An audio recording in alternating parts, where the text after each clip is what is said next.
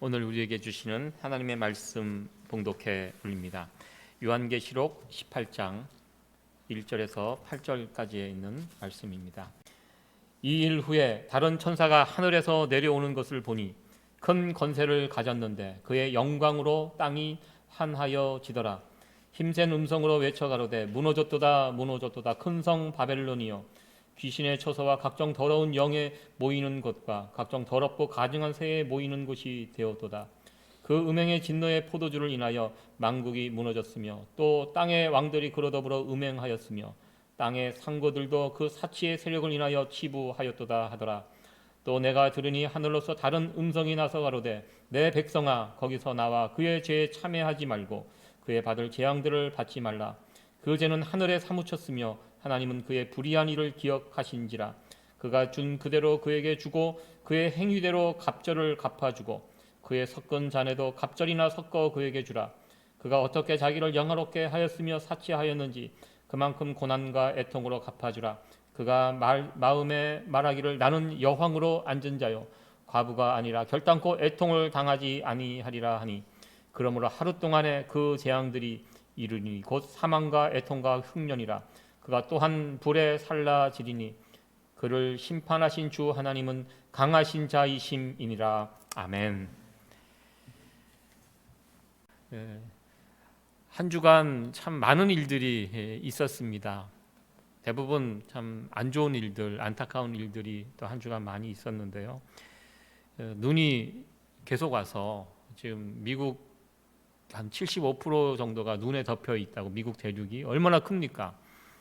75% 정도. 보니까 지도를 보니까 저 플로리다 쪽, 캘리포니아 쪽 그쪽 빼고는 웬만한 데는 다 하얗게 칠해져 있는 그 상황을 봅니다.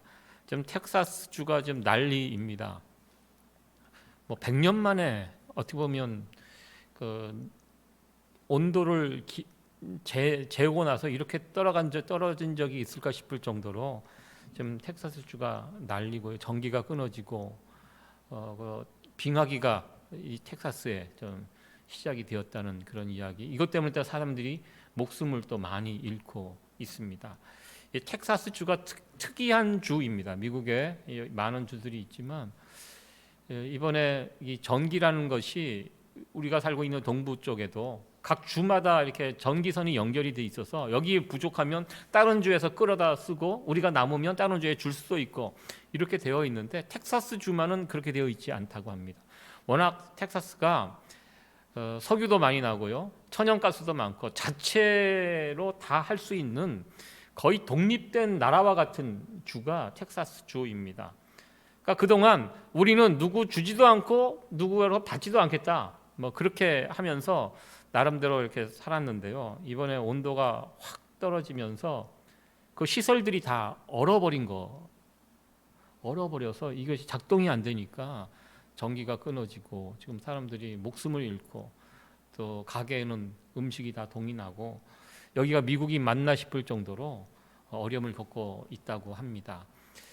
사실 이런 추위는 우리 뉴욕에도 겪을 수 있는 추위입니다. 그러나 우리 뉴욕은 눈이 오고 추위가 와도 그 정도까지는 되지 않거든요. 왜냐하면 평소에 늘 겨울이 되면 춥고 눈이 오고 또 온도가 떨어지고 나름대로 눈이 오면 금방 눈차가 다니면서 눈을 치워주고, 텍사스는 그런 게 없다고 합니다. 눈이 워낙 안 오기 때문에 눈 한 번 오면 치워주는 차가 없기 때문에 뭐 길이 얼고 뭐 120 충돌인가요 이번에?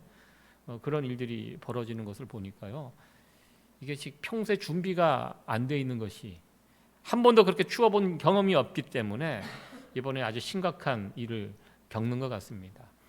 제가 예전에 시카고에 한번 방문을 한 적이 있습니다. 겨울철에 굉장히 춥더라고요. 겨울철에 친구가 그쪽으로 이사를 가는 바람에 이삿짐 나르면서 겸사겸사 시카고 방문을 한번 해봤는데요. 겨울철에 눈이 엄청나게 쏟아지는데 차들이 쌩쌩 달리는 것을 보고 깜짝 놀랐습니다.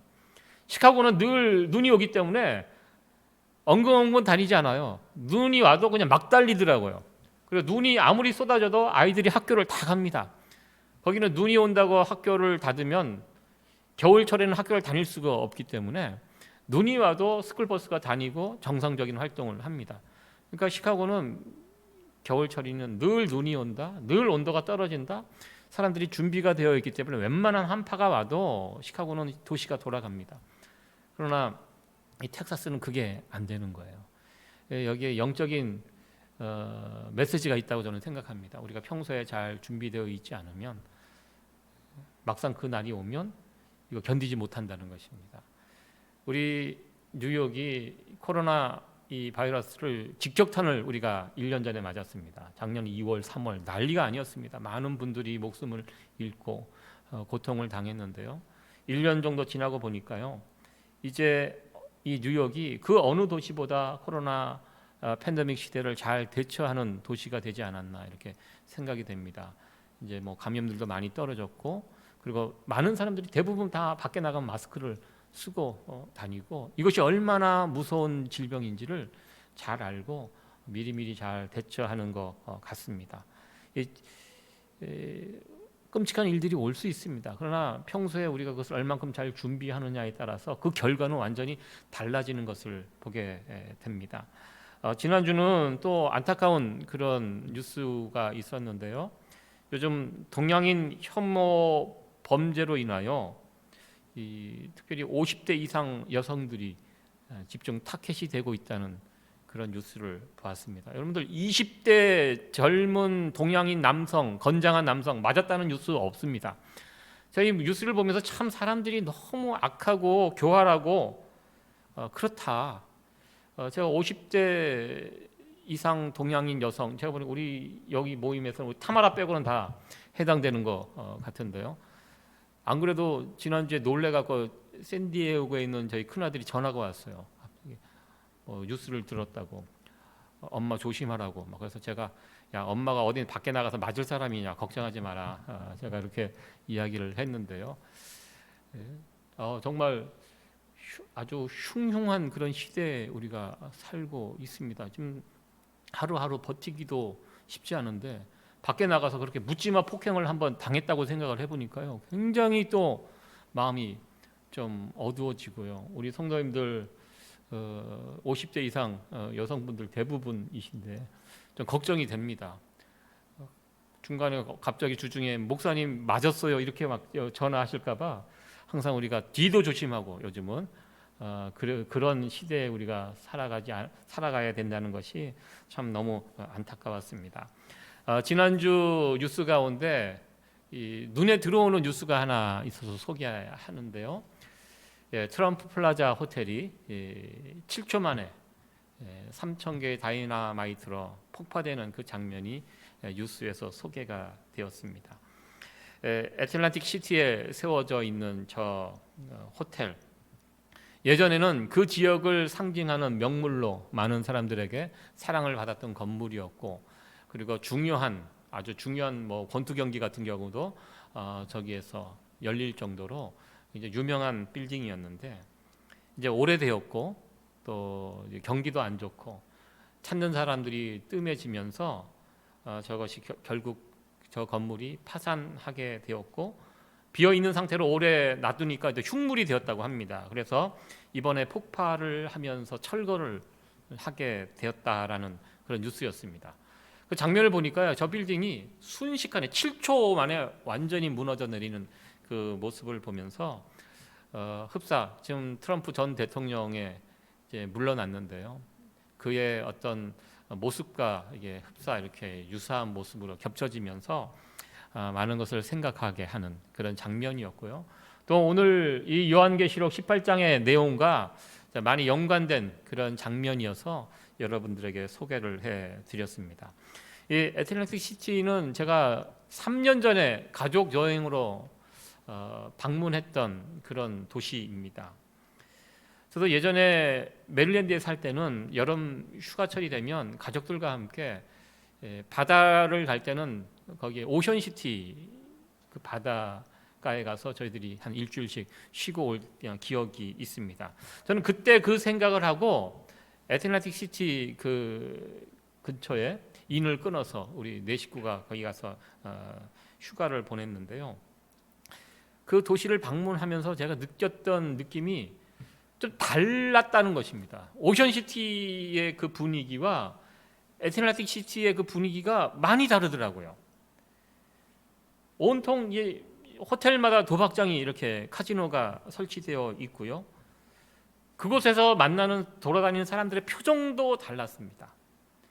길에서 흘러나오는 음악들, 그러면서 좀 뭔가 이게 좀 불편한, 좋지 못한 그런 이미지, 인상을 받았습니다.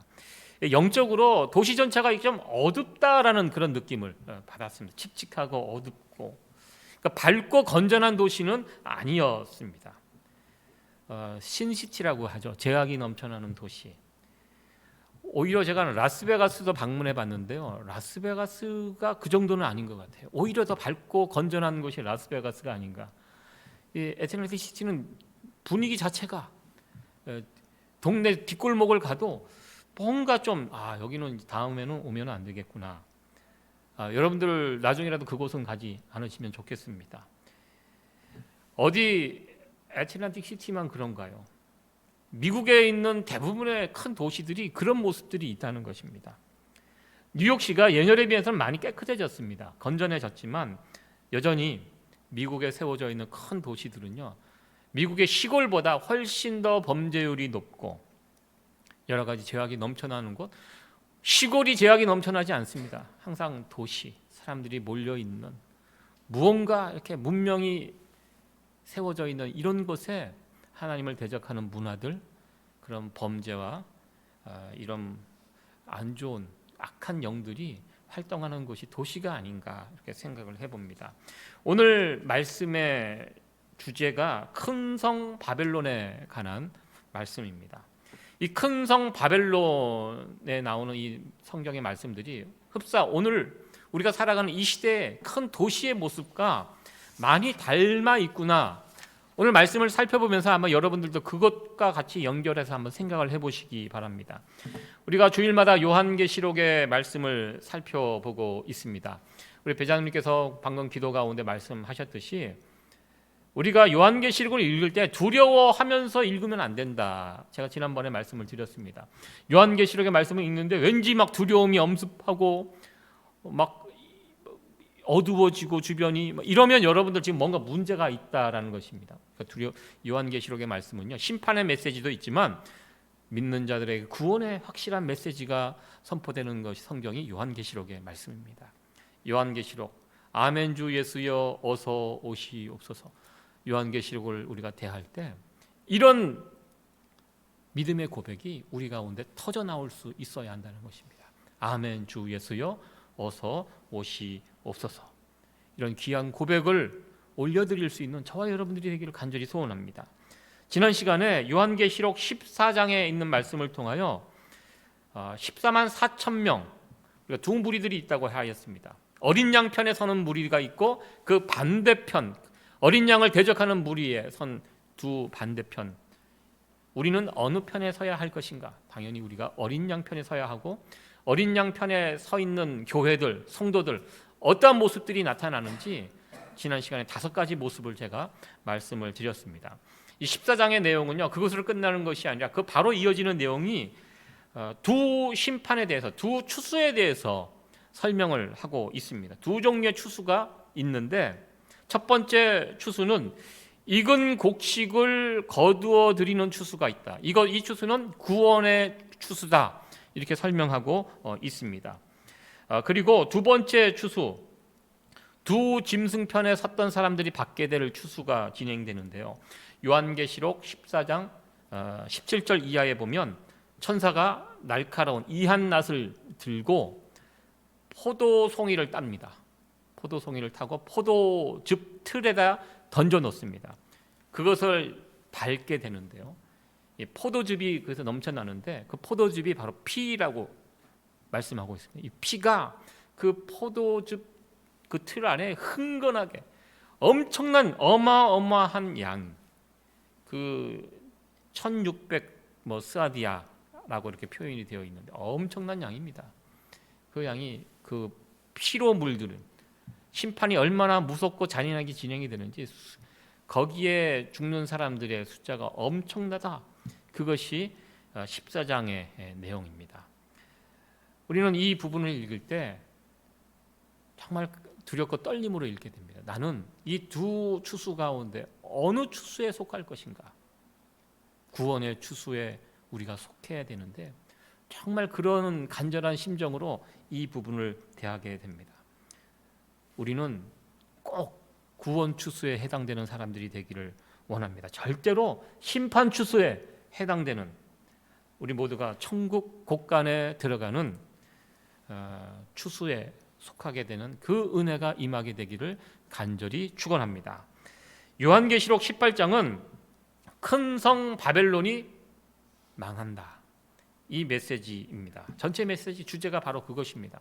큰 성 바벨론이 있는데 그동안 하나님의 교회와 성도들을 유혹하고 괴롭히고 핍박하던 큰 성 바벨론이 있는데 이 바벨론이 망하게 될 것이다. 이것이 계시록 18장의 전체 내용입니다. 하나님을 대적하는 네 무리들이 있다고 제가 말씀을 드렸습니다. 용, 사단이죠. 두 짐승, 이 배후에 사단이 있습니다. 그리고 두 짐승을 따르는 무리들, 어린 양 편에 서지 않으면 다 따르는 무리 쪽에 서 있는 것입니다. 그리고 네 번째가 바벨론인데요. 요한계시록을 읽다 보면 이 바벨론이라는 표현이 자주 반복되는 것을 보게 됩니다. 음녀 바벨론, 큰 성 바벨론, 바벨론이라는 이 도시의 이름이 자꾸 반복되는 것을 보게 됩니다. 역사적으로 보면 사도 요한이 이 요한계시록을 쓸 당시에는 지구상에는 바벨론이라는 존재는 없었습니다. 이미 멸망한 나라가 바벨론입니다. 사도 요한이 요한계시록을 쓸 때 바벨론 제국, 그때 당시 바벨론 제국은 로마 제국입니다. 로마 제국을 실질적으로 이야기하고 있습니다. 왜 사도 요한은 로마 제국을 바벨론이라고 이렇게 표현을 했을까 먼저 생각을 해봅니다. 바벨론과 로마 제국 공통점이 있습니다. 둘 다 하나님의 성전을 무너뜨린 그런 제국입니다. 남유다를 침공해서 솔로몬 성전을 무너뜨린 자들이 바벨론 제국입니다. 그리고 이 솔로몬 성전이 무너지고 그 성전이 다시 스룹바벨을 통하여 스룹바벨 성전으로 재건이 됐는데요. 재건된 스룹바벨 성전을 이제 로마 제국이 예루살렘을 쳐들어가서 그것을 무너뜨리고 성전, 예수님의 말씀대로 돌 위에 돌 하나도 남기지 않도록 다 허물어뜨렸던 그 나라가 로마입니다. 둘 다 하나님의 성전을 무너뜨린 그 공통점이 있습니다. 창세기에 보면 하나님을 대적하여서 사람들이 모여서 탑을 쌓게 되는데 그 탑의 이름이 바벨 탑입니다. 바벨이라는 뜻, 혼돈이라는 뜻이고요. 하나님을 대적하는, 하나님을 대적하여 인간이 교만해져서 반역을 일으키는 이런 의미, 이것이 바벨이 가지고 있는 그런 의미입니다. 이제 그 바벨론이 망하게 됩니다. 망하게 된 이유를 2절에서 밝히고 있습니다.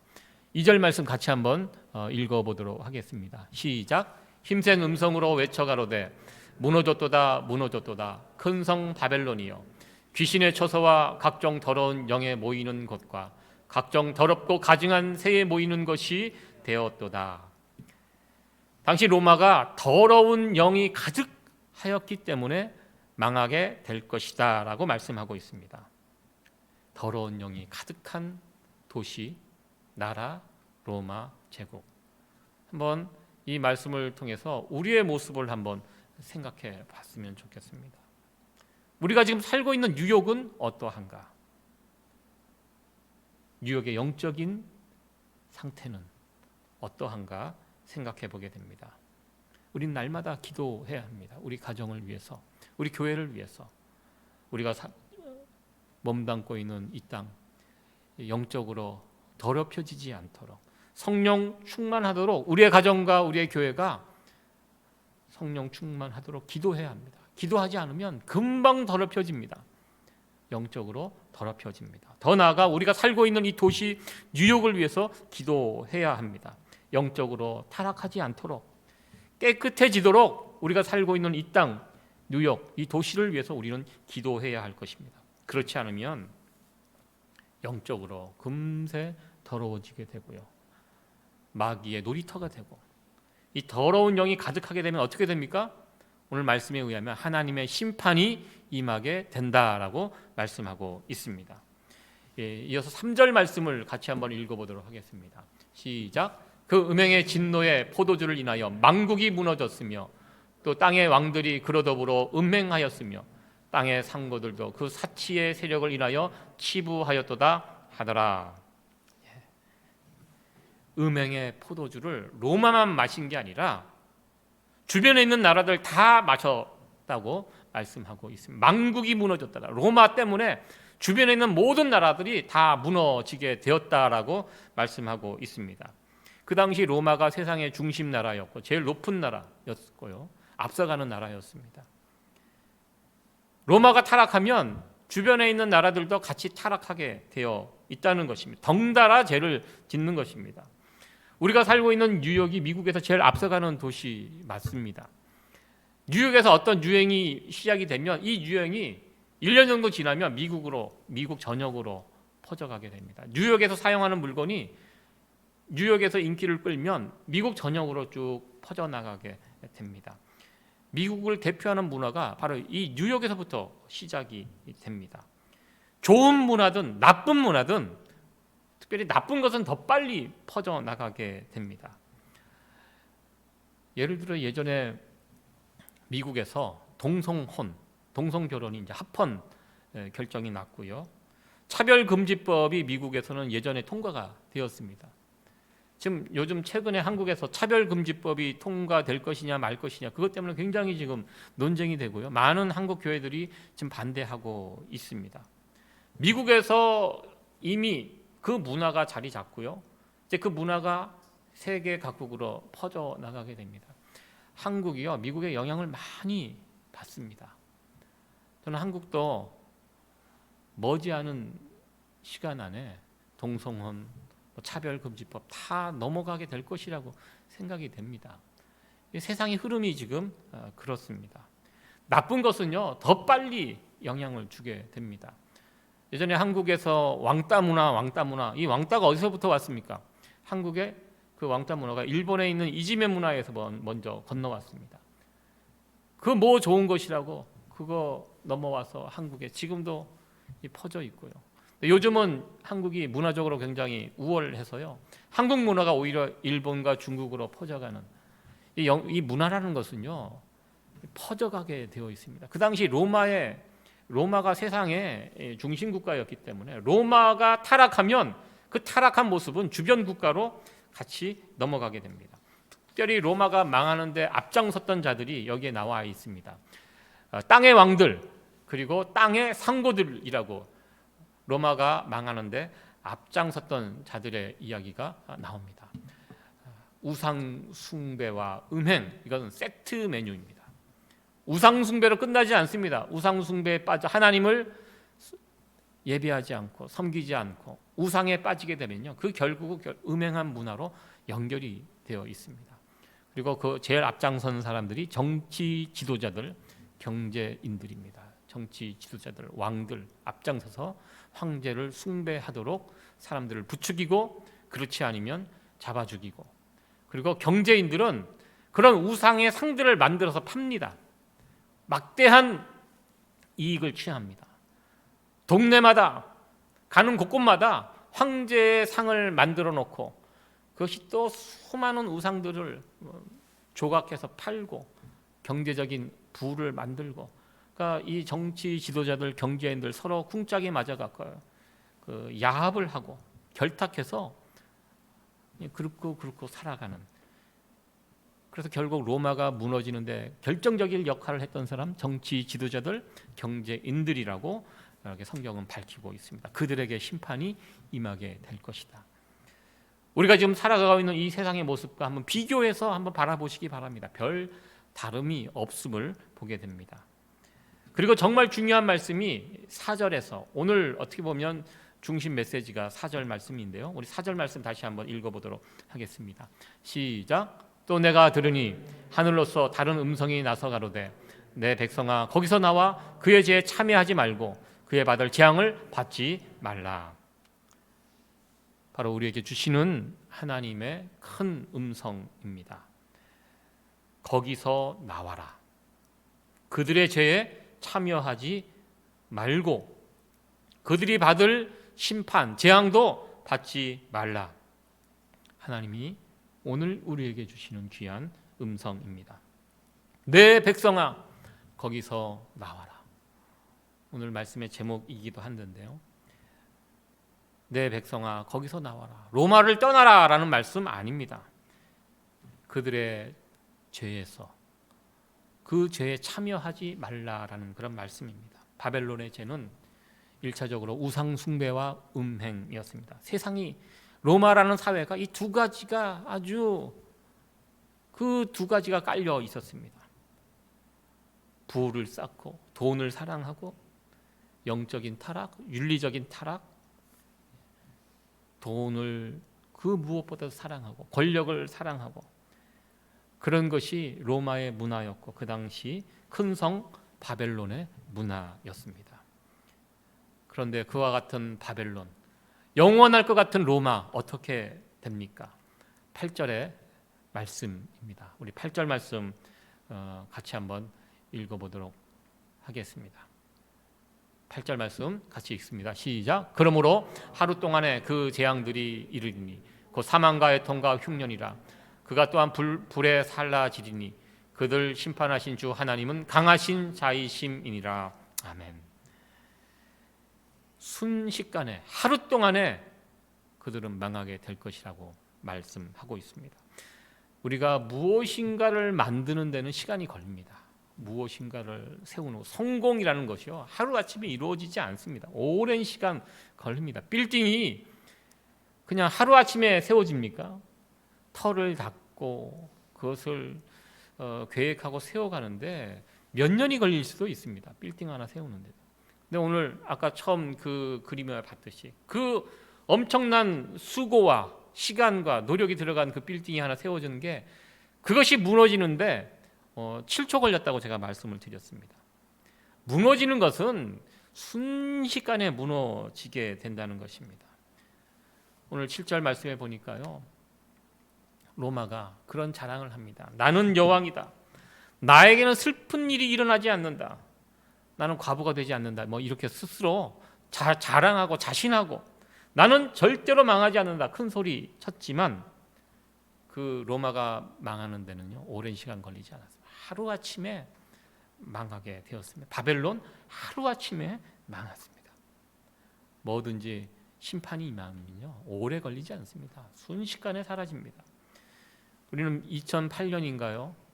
미국의 서브프라임 경제 위기가 닥쳤을 때 미국의 정말 손꼽히는 큰 대기업들이 하루아침에 무너지는 것을 우리는 보았습니다. 경제 위기가 오니까요, 그 덩치 큰 기업들도 하루아침에 날아가는 그런 모습들 우리는 보았습니다. 이번 코로나 팬데믹이 시작이 되니까 어떤 일이 벌어집니까? 그 사람들이 넘쳐나던 맨하탄 거리가 사람이 없습니다. 우리 살아생전 그런 날을 상상조차 해본 적이 있습니까? 늘 맨하탄 가면 차를 가져가면 안 되고 사람 늘 부딪히니까 어깨와 어깨가 부딪히고 사람들이 너무 쏟아지니까 늘 조심해서 다녀야 했던 그 거리가요, 이 코로나 팬데믹이 시작이 되니까요, 사람이 없습니다. 제가 5월 달에 그 펜스테이션에 기차 타러 나갔다가 아무도 없는 그 모습을 보면서 깜짝 놀라고, 이렇게도 될 수 있구나. 하루 사이에 이렇게 해도 되는구나 라는 것을 실감할 수 있었습니다. 여러분, 우리가 살고 있는 세상이 그와 같습니다. 불안정한 세상입니다. 우리는 최근에 벌어진 일들을 통해서 우리가 살고 있는 이 세상이 얼마나 불안정한 세상인지 잠깐 볼 수 있었습니다. 특별히 하나님을 대적하고 하나님을 믿는 성도들을 위협하고 핍박하고 교회를 흔드는 이 네 세력들, 마귀, 두 짐승을 따르는 사람들, 그리고 큰 성 바벨론, 하나님께서 순식간에 망하게 하신다. 이것이 요한계시록의 메시지입니다. 하나님을 대적하는 것 가운데 특별히 오늘은 네 번째 바벨론, 큰 성 바벨론에 관해서 우리가 살펴보고 있습니다. 큰 성 바벨론 무엇입니까? 큰 성 바벨론, 한마디로 하나님을 대적하는 세상, 그런 어떤 시스템, 세상적인 가치관, 세상 문화 이런 것이 저는 큰 성 바벨론이라고 생각하고요. 어떻게 보면 우리를 가장 위협하고 괴롭히는 적이 이 네 번째 큰 성 바벨론, 이 성이 아닌가 이렇게 생각합니다. 이 싸움에서 이기는 거 쉽지 않습니다. 하나님은 우리에게 말씀하십니다. 그와 같은 세상, 그런 세상 시스템, 거기에 빠져 있지 말고 빨리 그곳에서 나와라. 왜? 나오지 않으면 어떻게 됩니까? 나오지 않으면요, 우리 세상 시스템, 세상의 흐름, 세상의 문화 속에 파묻혀 살면 우리는 세상 사람들과 똑같이 그런 죄에 빠져 살 수밖에 없습니다. 계속 죄를 지을 수밖에 없고요. 그리고 그 세상과 함께 망할 수밖에 없습니다. 그래서 하나님은 우리에게 말씀하십니다. 그곳에서 나오라고. 우리 하나님은 지금도 우리에게 말씀하고 계십니다. 2001년 9월 11일 뉴욕에 살고 있는 우리들에게는 잊을 수 없는 그런 날입니다. 이 쌍둥이 빌딩이 무너질 때 수많은 소방관들이 저 빌딩에 그대로 무너짐과 동시에 같이 목숨을, 값비싼 희생을 치르게 되었는데요. 첫 번째 남쪽에 있는 빌딩이 무너졌습니다. 그때 빌딩, 두 번째 빌딩 상공을 날고 있는 헬기에서 중요한 조짐을 발견하게 됩니다. 15층 정도가, 상층에 있는 15층 정도가 녹아내렸고, 이제 이 두 번째 남아있는 이 빌딩도 조만간 무너지게 될 것이다, 반드시 무너지게 될 것이다 라고 헬기에서 관측하던 사람들이 발견하고 급하게 무전을 치게 됩니다. 빨리 나오라고, 그 빌딩에 있는 사람들 빨리 나오라고 그 헬기에 타고 있던 사람들이 무전을 쳤는데요. 다행히 그 무전을 들었던 경찰관들은 많이 나왔다고 합니다. 근데 나중에 이 9.11이 끝나고 나서 보고서에 보면 이때 당시 가장 큰 문제가 무엇이냐면, 무전 주파수가 어떤 이런 특별한 상황이, 재난이 벌어졌을 때 주파수가 통일이 안 돼 있다고 합니다. 지금은 아마 다 통일을 시켰던 것 같아요. 그때 당시는 이 주파수가 통일이 안 돼 있어서 주파수가 달랐다고 합니다. 헬기에서 이것을 명령했을 때 경찰관들은 들었대요. 그런데 이 소방관들은 이것을 듣지 못했다고 합니다. 그래서 이 주파수에 맞춰져 있었던 경찰관들은 어느 정도 빠져나왔는데 이 소방관들은 듣지 못하고, 빨리 건물에서 뛰쳐나오라는 이야기를 듣지 못하고 결국 빌딩이 무너지는 과 함께 121명의 귀중한 목숨이 빌딩이 무너진과 함께 같이 목숨을 잃었다라고 나중에 2002년 7월 7일 뉴욕 타임즈 기사에서 그때 당시 보고서를 발췌해서 보고를 하였습니다. 여기에 귀한 영적 메시지가 있다고 저는 생각해 보았습니다. 이제 곧 무너지는 그 빌딩에서 속히 빨리 나와라. 그 메시지가 제대로만 전달이 되었더라면, 이 주파수가 맞춰져 있는 것이 참 중요하구나. 우리가 평소에 우리가 이 주파수가 맞춰져 있지 않으면, 하나님께 주파수가 맞춰져 있지 않으면 이 음성 못 듣는다는 것입니다. 모든 사람들이 이거 다 듣는 거 아니라는 것입니다. 하나님께서 지금 우리에게 말씀하고 계십니다. 빨리 그곳에서 나와라. 더 이상 지체하지 말고 세상 방식으로 하나님을 믿는다고 하면서 여전히 세상 방식으로, 세상 사람들이 좋아하는 거 나도 좋아하고, 세상 사람들이 가치를 둔 그것 나도 그곳에 가치를 두고 똑같이 생각하고 살아간다면 우리는 하나님의 이 음성 들을 수 없다는 것입니다. 우리는 하나님께 주파수가 맞춰져 있어야 한다는 것입니다. 출애굽한 이스라엘 백성들을 한번 생각해 보시기 바랍니다. 애굽에서 나왔습니다. 그곳에서 나왔습니다. 그러나 그들은 몸은 나왔지만 그들의 정신, 그 마음은 애굽에서 완전히 나오지를 못했다는 것입니다. 여전히 광야에서 살아가지만 애굽을 그리워하면서 애굽의 사고방식, 생활 패턴, 앞서가는 애굽 문화를 부러워하면서 그 광야에서 그러고 살았습니다. 몸만 나왔습니다. 완전히 나오지 못했다는 것입니다. 오늘날 우리에게도 그런 모습들이 있을 수 있다는 것입니다. 주일날 이렇게 교회에 나오고 하나님을 믿는다고 말하지만, 여전히 하나님을 믿지만 세상이 좋아요. 여전히 세상 사람들이 좋아하는 거 나도 좋아하고, 세상적인 것에 가치를 두고 나도 세상 문화에 빠져 살고 있다면 우리는 아직 애굽에서 완전히 나온 것이 아니라는 것입니다. 오늘 결론의 말씀입니다. 우리가 이 세상에 살아가고 있지만 어떻게 이 세상에 속하지 않고 어린 양 편에 서 있을 수 있는가? 어떻게 내가 하나님께 주파수를 맞추고 하나님의 음성을 들으면서 살아갈 수 있는가? 결론의 말씀이요, 요한계시록 14장 12절에 나와 있습니다.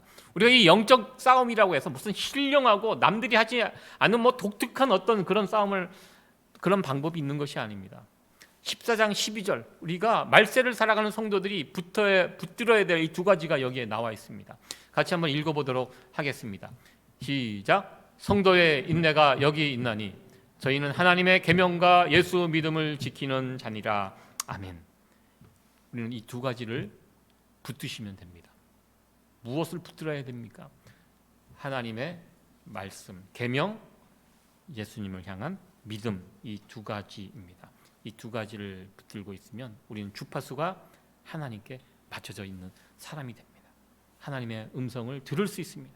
하나님의 음성을 듣고 사는 길로 나갈 수 있다는 것입니다. 말씀 그리고 믿음, 이 두 가지를 붙들고 지키고 살아갈 때 우리는 큰 성 바벨론의 영향으로부터 벗어날 수 있고 세상과 함께 죄를 멀리하면서 세상과 함께 망하지 않게 됩니다. 끝으로 우리에게 질문을 해보게 됩니다. 나는 지금 그곳에서 빠져나와 있는지, 여러분들 나와 계십니까? 아직 나오지도 않고 다른 사람들에게 나오라고 말할 수 없습니다. 그럼 말이 안 됩니다. 일단 내가 나와야 돼요. 나와야지 그 안에서 죽어가는 사람들에게 빨리 나오라고 말할 수 있습니다. 계속 바벨론, 그 세상의 그 바벨론에 갇혀 있으면 우리는 망할 수밖에 없습니다. 계속 죄를 지을 수밖에 없다는 것입니다. 이 시간 우리의 신앙을 점검해 보시기 바랍니다. 나는 나왔는가? 만약에 여러분 나오셨다면 이제는 우리의 사명이 있습니다. 세상을 향하여 빨리 소리쳐야 됩니다. 빨리 나오시라고. 당신도 나오시라고. 이렇게 당당하게 자신 있게 외칠 수 있는 말세를 살아가는 성도 여러분들 되어지기를 간절히 축원합니다.